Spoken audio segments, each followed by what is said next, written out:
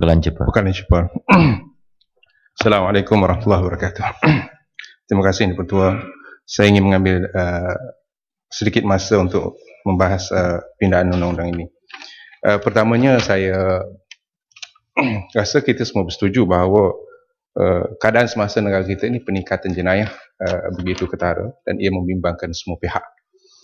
Dan peningkatan jenayah ini berlaku dalam keadaan kita sudah ada undang-undang sebenarnya.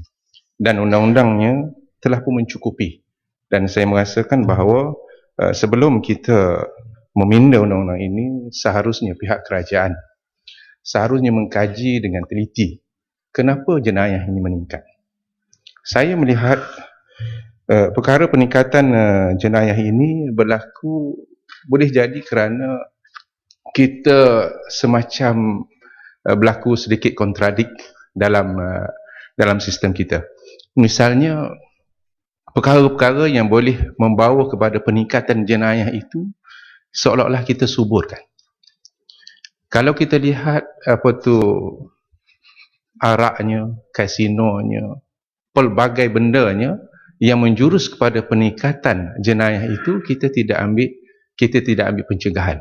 Kita selalunya tidak mencari, tidak bersungguh-sungguh dalam perkara mencegah peningkatan jenayah.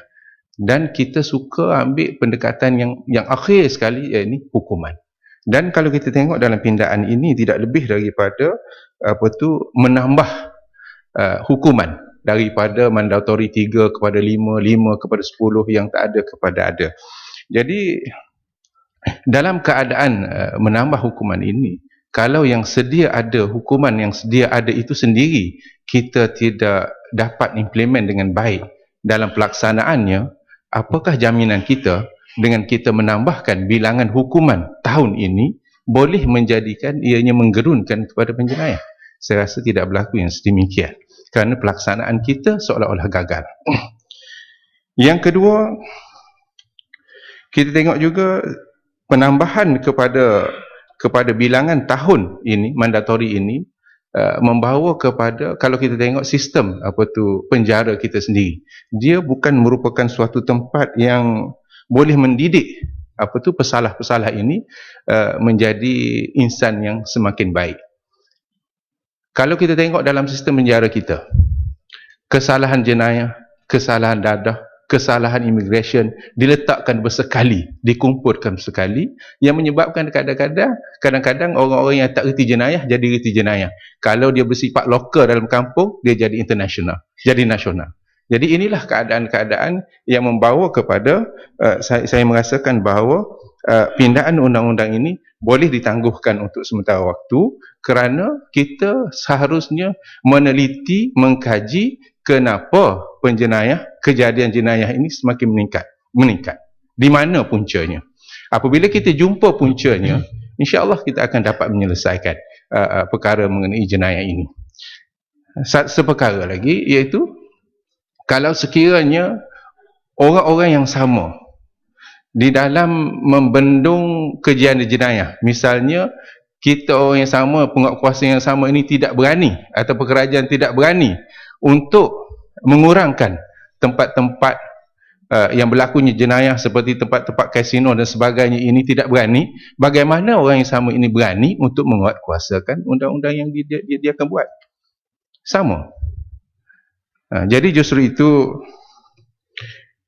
undang-undang ini mestilah adil dan kelihatan adil. Dan beberapa tempat yang kelihatan boleh disalahgunakan, seperti pasal 5, masalah bendera dan sebagainya. Masalah bendera inilah masalah patriotisme.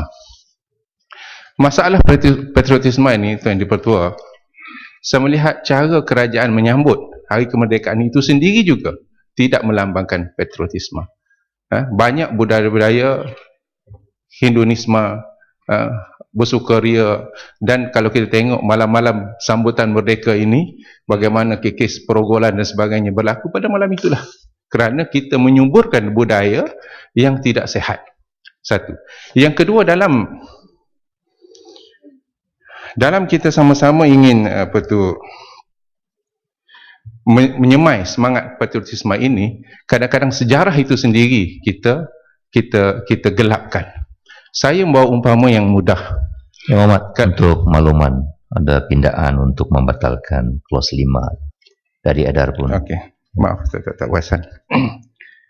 Jadi saya rasa, dan buat pertama kalinya saya melihat pada kali ini, daripada pembangkang, daripada kerajaan, semuanya melihat bahawa pindaan undang-undang ini agak gopoh, dan saya rasa saya bersetuju dengan daripada terutamanya Padang Serai yang membahaskan begitu detail dan disambut oleh pengerang dan sebagainya. Maka saya pada hari ini juga ingin mencadangkan supaya rang undang-undang ini juga ditarik dan kita perkemaskan dari sudut pencegahan ataupun mengkaji dengan teliti bagaimana jenayah ini semakin hari semakin meningkat. Sekian, terima kasih. Yang Amat Bukit Gantang.